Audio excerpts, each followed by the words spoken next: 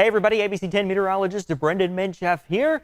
Time to talk about another drought update as we work towards the end of the year. This time, these numbers, these maps reflect all the rain that we got from that winter storm a couple of weeks ago at this point. Just the way the data cuts off in the middle of the week, and all of it was counted. This week, it's all counted up here, so let's take a look at our precip tracker so far for the month. Doing pretty good. 3.64 inches so far, average today 1.8, so we're about 1.8 above where we normally are on the month. For the season, still doing pretty good, for just about 4.6 inches on the water year so far, which started on October 1st. Average to date 4.3, so a little bit above average by about 0.3. Of course, we are eating away at that positive average, but I mean, there's more time in the water year to get more rain and more snow, but again, we are doing pretty good. And as you look at the drought map behind me, first thing you're going to notice is that exceptional drought category in the San Joaquin Valley has done much, much better. It is pretty much gone at this point from everywhere north of Fresno. The only part remaining is between Fresno and working its way down into Southern California. So again, much better, much improved. That number only 7% now for the exceptional drought category. Extreme drought 28%. That is in that other red shade here. And then the severe drought 45%. That's that orange color. So again, we've made some nice gains on our drought monitor this week, especially in the valley. That is what we needed to see. So we're working away at it. We need more rain, need more snow, obviously, to make the map look even better than it does right now. But comparing it to last week, notice all of that exceptional drought, 12% of the state in that maroon color, and now only 7% with the latest update. So again, we'll keep an eye on this as we work later into the water year, and hopefully it continues to make some progress. 3.25 of an inch of rain in Fresno on the water year so far from October 1st of 2022. Bakersfield just over an inch. Sacramento about 4.6 inches. San Francisco over 5 inches, just barely. And that means we are seeing some positive averages still, or positive departures from average.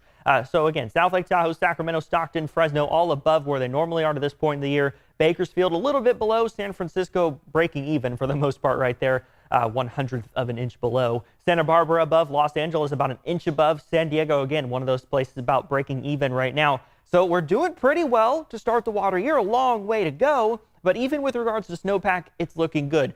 172% of average to date for the Northern Sierra, 182% average to date for the Central Sierra. Southern Sierra even better, 221% of average. The number to watch, though, is that percent of April 1st average, 37% Northern Sierra, 43% in the Central, and 47% in the Southern Sierra. On average, we're 43% of that April 1st average. So we need more. Even though these numbers look really inflated, it's because we're really early in the water year. This is the number we really want to keep an eye on for our snowpack. But again, we're about halfway there in terms of where we want to be with our snowpack when we get to the start of April.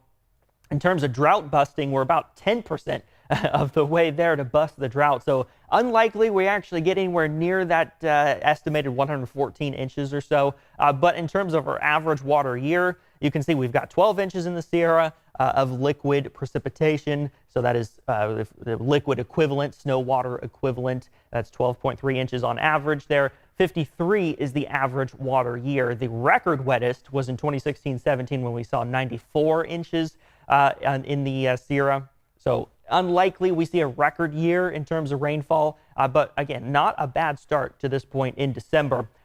We talked a while ago about oscillations, one of them being the Pacific North American oscillation. And I want to look at this map because this is showing you positive North American oscillations and negative North American oscillations. Here's where it gets important to watch. So if you look back at November, we were in the negatives, right? Just a little bit negative for the start of November. It was wet, it was cold. Then we went positive, we dried out until we got to the start of December when this pattern shifted again to become negative, and then we saw more rain, below average temperatures. Now that pattern is shifting to become more positive as we work towards Christmas, as we work towards the end of the year, and that's why we're seeing this trend of drying weather, of warming temperatures.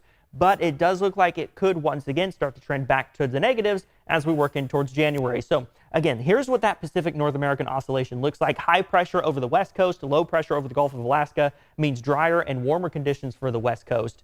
When it's in its negative phase, which is what we're moving out of and going to the positive phase, when it's negative with that low pressure over the west coast, that means wetter and cooler temperatures, which again, we are moving out of. But we can even see that on the calendar so far this year. Much of December, we were in the negative phase where it was cooler, it was wetter, and all of the blue days are below average temperature days with highs in Sacramento with those high temperatures. 11 days so far this month.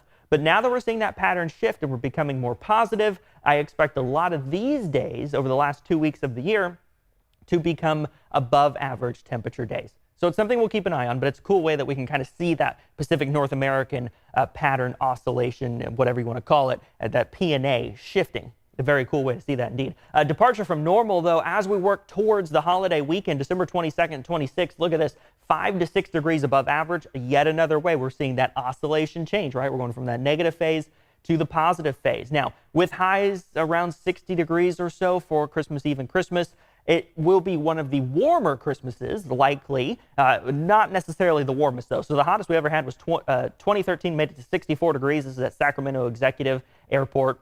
1955 made it to 63. So you can see if we're between 60, 61, 62, somewhere in there, it'll be one of the warmer ones, not necessarily the warmest. Could be, it is in play that we could end up with a high temperature somewhere around 63, 64 on Christmas, but it's still too far out to tell exactly where we're going to be. But I just wanted to throw that out there since we are getting close to the holidays. Looking beyond towards 2023, this is January, February, March for the climate models. And we talk a lot about this. The American models looking like it'll be below average in terms of precipitation for California. You see all that red there, that is below average, including in Northern California. But in terms of the European climate models, it's a little bit more near average. Northern California right on the line between wet, above average, and dry, below average for Southern California. So Northern California right in there where it's more white, and that would indicate a near average January, February, March. Of course, we need the rain. We need more of it. We need more snow to build the snowpack and to build our gains that we've made in the reservoirs and our underground storage. Snowpack helps with all of that. But in this week's drought update, we talked to the EPA about a grant, and California is going to receive a lot of money from this grant to build new water infrastructure, including for communities that have often been left behind when it comes to drought. First, let me just underscore that, as a nation, we have underinvested in our water infrastructure for far too long. Tomas Torres knows all too well the challenges posed by aging water infrastructure, not only in California, but across the United States. It's a problem being made more obvious in a warming and drying climate. I don't think there's any doubt that climate is changing. We are experiencing more extreme and sustained drought conditions here in the Southwest and particularly in California. And what this means is that there's a lot less water to go around, frankly, and all 58 counties in California are under a drought emergency proclamation. And closer to home in the communities, they're feeling it. Just this year, there have been approximately 37% increase in the number of private wells that have run dry. And unfortunately, a large portion of those communities are in the central San Joaquin Valley. And so,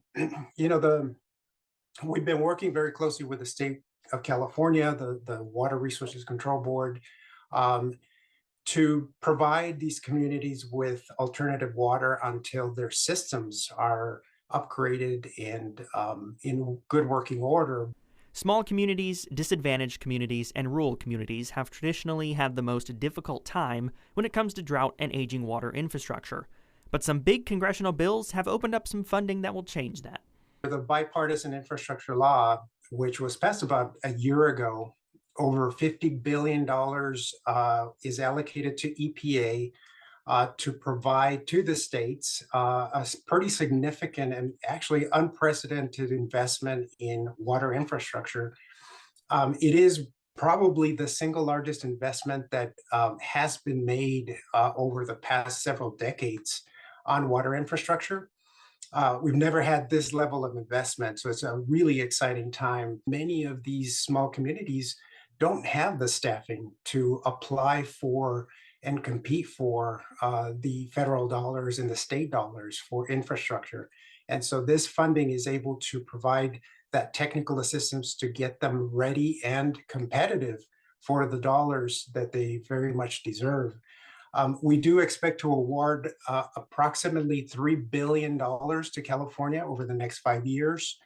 to provide such funding to across California, but also to disadvantaged communities, rural communities, and communities that really need help. And we're working with not only the states, but we're working with the tribes, the territories, and local governments, to make sure that the impact of these funds is felt where it's most urgently needed, particularly in rural California. California will receive over $600 million for water infrastructure improvements, and half of these funds, 49% to be exact, are going to be used as grants, not loans, for those areas that have been hardest hit yet left behind, those disadvantaged, smaller, or rural communities. Part of the challenge of failing infrastructure is that at some point, communities don't have the confidence in the drinking water, but now with the upgraded systems, I think it's going to entail not only the utilities, but also the state and the federal government to, reassure the communities. And this is in the form of, monitoring results, additional community engagement to get them to the comfort level where they don't need to buy bottled water. They don't need to have other sources of drinking water when their tap water is really safe now. Ensuring every Californian, regardless of where they live, has access to clean water will only become more and more important as drought continues. But that's the reality of the drought right now, is that there is less water to go around, and we need to find some solutions to build sustainability of our water system here in California.